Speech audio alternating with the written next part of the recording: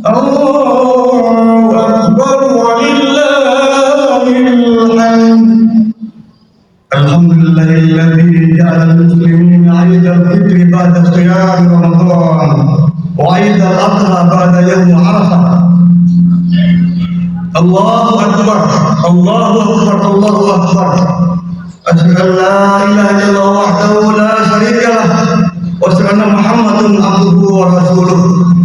Allahumma shalli ala Muhammad wa ala alihi wa sahbihi alladzina anhum rijsa wa tahhir.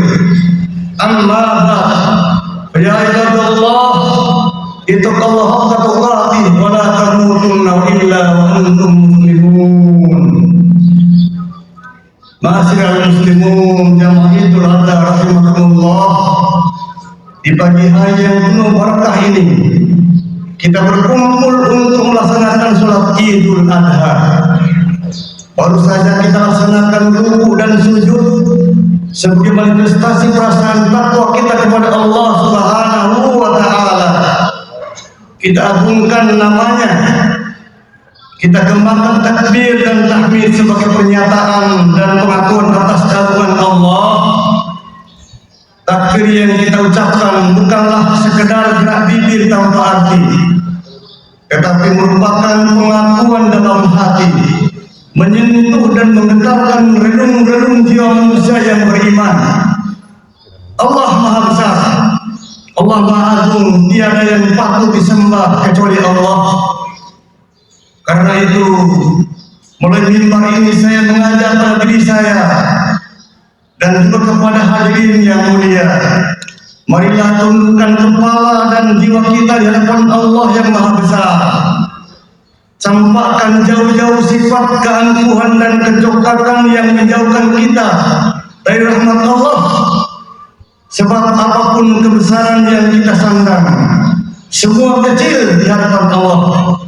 Betapapun perkasanya kita masih lemah di hadapan Allah yang Maha Kuat. Betapapun hebatnya kekuasaan dan pengaruh kita tidak berdaya dalam genggaman Allah yang Maha Kuasa atas segala-galanya. Hadirin jamaah Idul Adha yang dimuliakan Allah. Idul Adha dikenal dengan sebutan Hari Raya Haji, di mana kaum muslimin sedang menunaikan haji yang utama, yaitu wukuf di Arafah.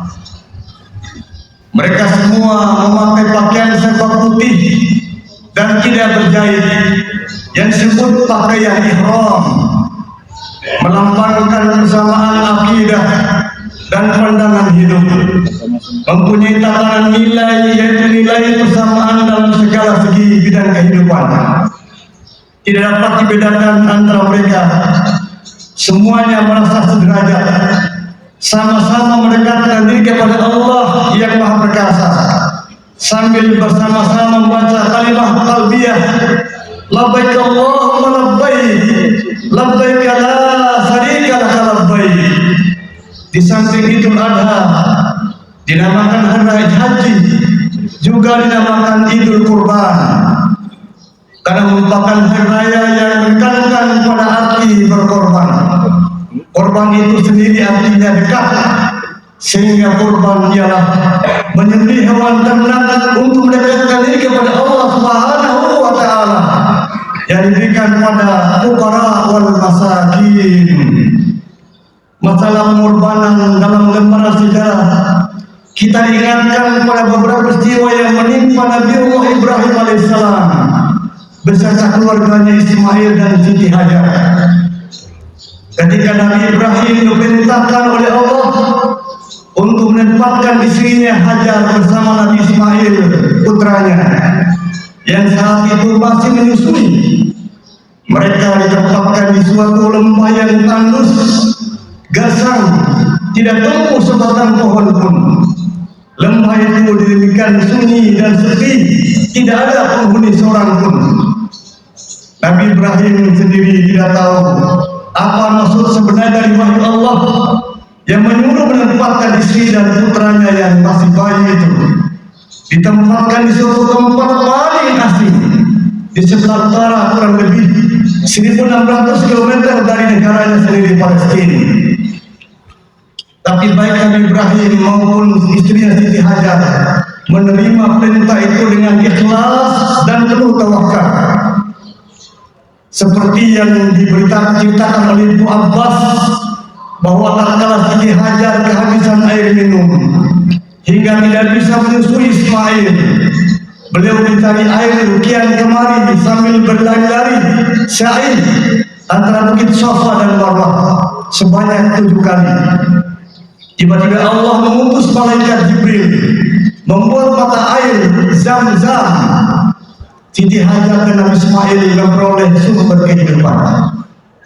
Lembah yang dulunya gersang itu mempunyai persediaan air yang melimpah-limpah. Datanglah manusia dari berbagai pelosok, terutama para pedagang di tempat Siti Hajar dan Ismail untuk membeli air. Datang rezeki dari berbagai penjuru dan makmurlah tempat sekitarnya. Akhirnya lembah itu hingga saat ini terkenal dengan kota Makkah, sebuah kota yang aman dan makmur. Berkat doa Nabi Ibrahim dan berkat kecakapan seorang ibu dalam mengelola kota dan masyarakat, kota Makkah yang aman dan makmur dilukiskan oleh Allah dalam Al-Quran. Wa idh qala Ibrahim rabbi ij'al hadha baladan amina warzuq ahlahu minat thamarati man amana minhum billahi wal yawmil akhir. Dan ingatlah ketika Ibrahim berdoa, ya Tuhanku, jadikanlah negeri ini sebagai negeri yang aman sentosa dan berikanlah rezeki dari buah-buahan kepada penduduknya yang beriman di antara mereka kepada Allah dan hari kiamat. Hadirin jamaah Idul Adha yang dimuliakan Allah, dari ayat tersebut kita memperoleh bukti yang jelas bahwa kota Makkah hingga saat ini memiliki kemakmuran yang melimpah. Jamaah haji dari seluruh penjuru dunia memperoleh fasilitas yang cukup selama melakukan ibadah haji maupun umrah. Hal itu membuktikan tingkat kemakmuran modern dalam tata pemerintahan dan ekonomi serta keamanan hukum. Amanan hukum sebagai faktor utama kemakmuran rakyat yang mengagumkan. Yang semua itu menjadi dalil bahwa doa Nabi Ibrahim dikabulkan Allah Subhanahu wa Ta'ala. Semua kemakmuran tidak hanya dinikmati oleh orang Islam saja, jemaah sekalian. Orang-orang tidak beragama Islam pun ikut menikmati hari ini. Allah berfirman, "Qala wa man kafara fa'umatti'uhu qalila, thumma aqtarruhu ila adhabin nar wa bi'sal masir." Allah berfirman, dan kepada orang kafir pun aku beri kesenangan sementara, kemudian aku paksa ia menjalani siksa neraka, dan itulah seburuk-buruk tempat kembali. Na'udzubillah. Hadirin jamaah Idul Adha rahimakumullah, Idul Adha yang kita peringati saat ini dinamai juga Idul Nahar, artinya hari jalan memotong hewan kurban. Sejarahnya adalah bermula dari ujian paling berat yang menimpa Nabi Allah Ibrahim, disebabkan kesabaran dan ketabahan Ibrahim dalam menghadapi berbagai ujian dan cobaan. Allah memberinya sebuah anugerah, sebuah kehormatan Khalilullah, kekasih Allah. Setelah Ibrahim al-Khalil disandangnya, malaikat bertanya kepada Allah, "Ya Tuhanku, mengapa engkau menjadikan Ibrahim sebagai kasihmu, padahal dia disibukkan oleh urusan kekayaan dan keluarganya?" Allah berfirman, "Jangan melihat hambaku Ibrahim ini dengan ukuran lahiriah. Tengoklah dia, tengoklah isi hatinya dan amal baktinya." Kemudian Allah Subhanahu wa Ta'ala mengizinkan para malaikat menguji keimanan serta ketakwaan Nabi Ibrahim. Ternyata kekayaan dan keluarganya dan tidak membuatnya lalai dalam taat kepada Allah. Dalam kisah Mishkatul Anwar disebutkan bahwa Nabi Ibrahim memiliki kekayaan 1000 ekor domba, 3 ekor lembu dan 100 ekor unta. Riwayat lain mengatakan kekayaan Nabi Ibrahim mencapai 12.000 ekor ternak, suatu jumlah yang menurut orang zaman sekarang tergolong miliuner. Ketika pada suatu hari Ibrahim ditanya oleh seseorang, milik siapa ternak ini? Maka dijawabnya, kepunyaan Allah, tapi kini masih milikku. Sewaktu-waktu bila Allah menghendaki, aku serahkan semuanya. Jangankan cuma ternak, bila Allah meminta anak kesayanganku, niscaya aku akan serahkan juga.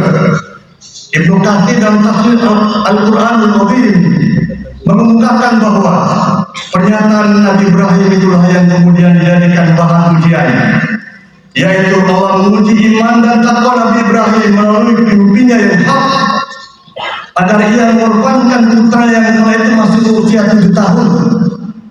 Anak yang elok rupawan, siap lagi cikatan ini, supaya dikorbankan dan disembelih dengan menggunakan tangannya sendiri. Sungguh sangat mengerikan. Peristiwa ini dinyatakan dalam Al-Quran surat As-Saffat. Qala ya bunayya inni ara fil manam anni adbahuka fanzur madza tara. Qala ya abati if'al ma tu'maruni satajiduni insyaallahu minas sabirin. Ibrahim berkata, hai anakku, sesungguhnya aku melihat dalam mimpi bahwa aku menyembelih, maka pikirkanlah apa pendapatmu. Ismail menjawab, wahai bapakku, kerjakanlah apa yang diperintahkan kepadamu. Insya Allah engkau akan menepati diriku dalam keadaan sabar. Ketika keduanya siap untuk melaksanakan perintah Allah, iblis datang menggoda sang ayah. Sang ibu dan sang anak ini berganti.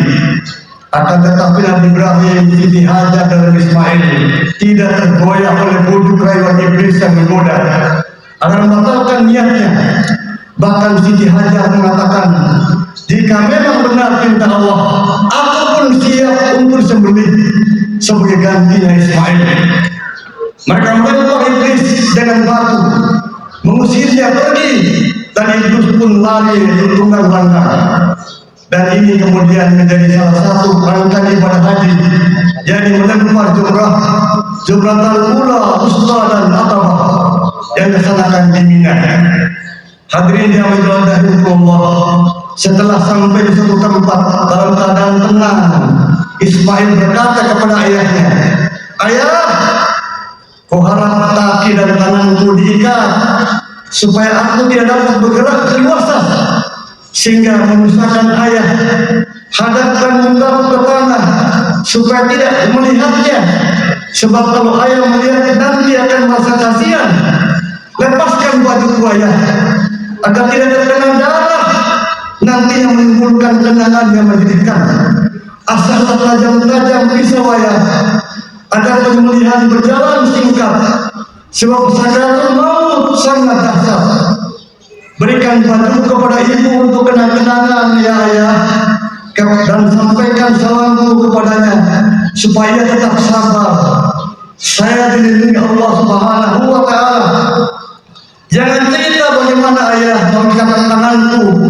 Jangan izinkan anak-anak supaya datang ke rumah agar kesedihan ibu tidak terulang kembali.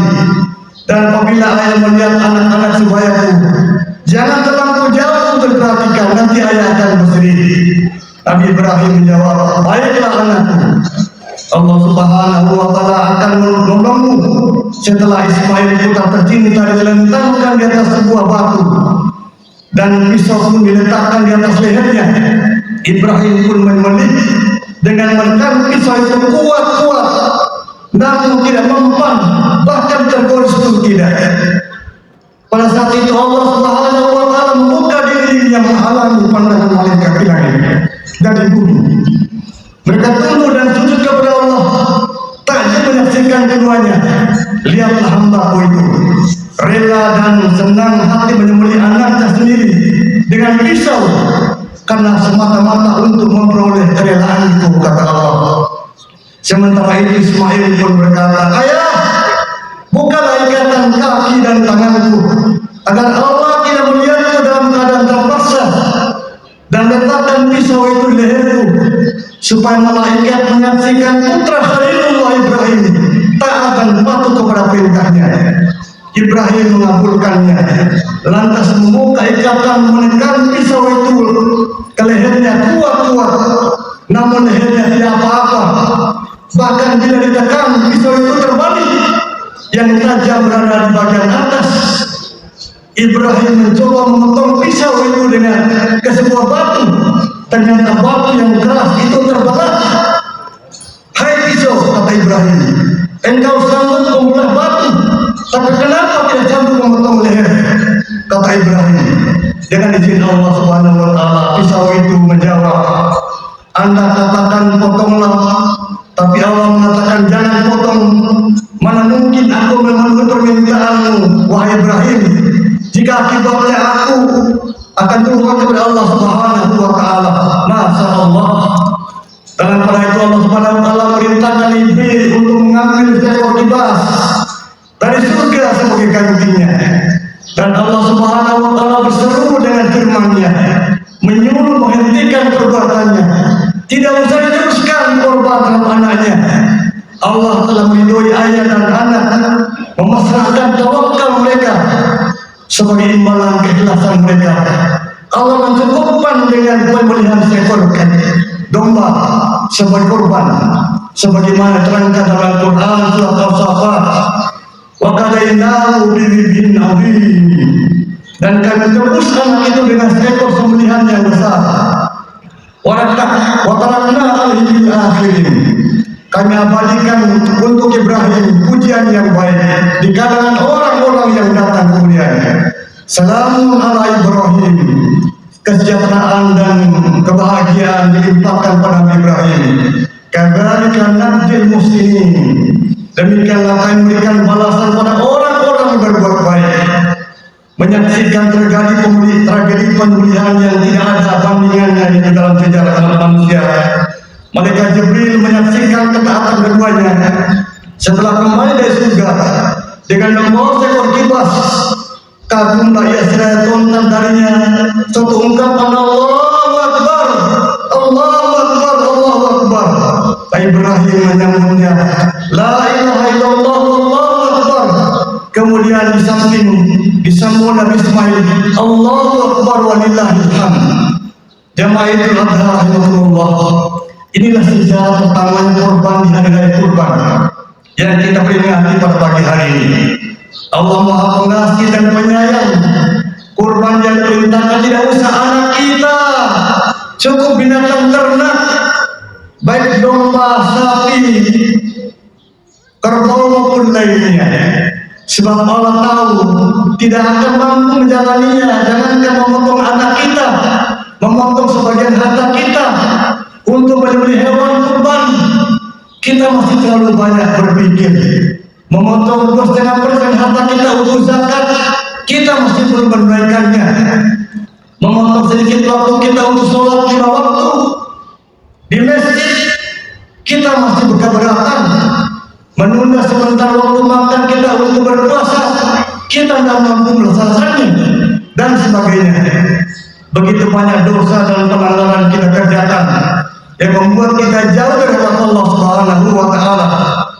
Hikmah yang dapat diambil dari pelaksanaan Idul Adha ini adalah bahwa hakikat manusia adalah sama, yang membedakan adalah takwanya. Dan bagi yang menunaikan ibadah haji pada waktu wukuf di Arafah, memberi gambaran bahwa kelak manusia akan dikumpulkan di padang mahsyar untuk dimintai pertanggungjawaban.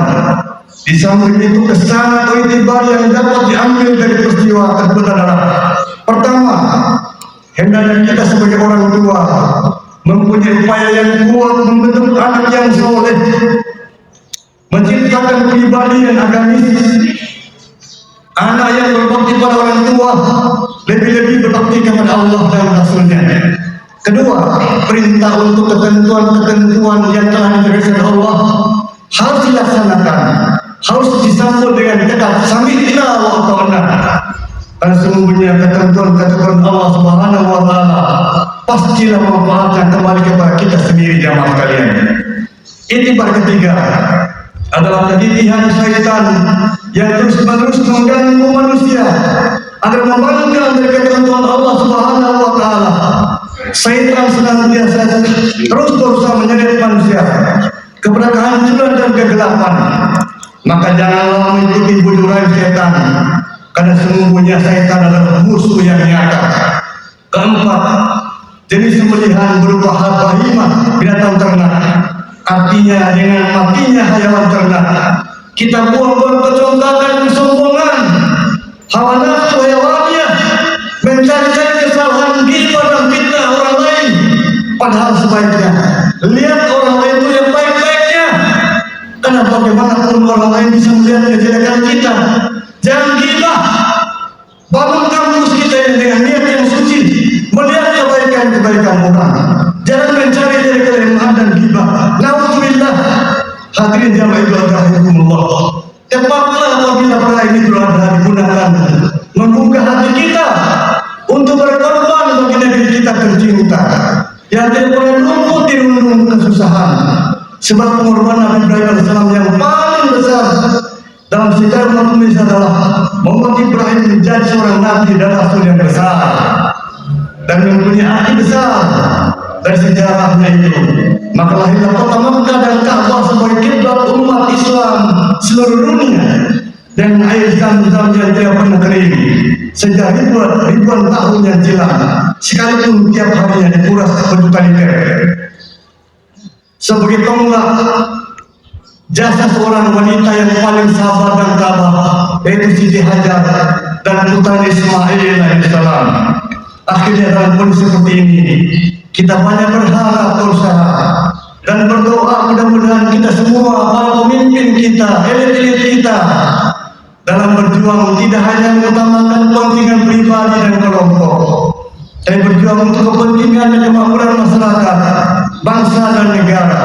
Kendati pun perjuangan itu tidaklah mudah, memerlukan pengorbanan yang besar. Hanya orang-orang yang bertakwa yang selalu melaksanakan perjuangan dan pengorbanan ini dengan sebaik-baiknya. Mudah-mudahan perayaan Idul Adha kali ini mampu menggugah kita terus bersemangat, rela berkorban demi kepentingan agama, bangsa dan negara. Amin amin ya rabbal alamin. A'udzubillahi minasyaitonir rajim. Bismillahirrahmanirrahim. Inna a'tainakal kautsar fasholli lirabbika wanhar. Inna syani'akal abtar. Barakallahu lakum fil Qur'anil azim wa nafa'ani wa iyyakum bima fihi min ayati wa bayyinatin. Wa taqabbal minkum innahu samiul alim. Wastaghfiru innahu ghafurur rahim.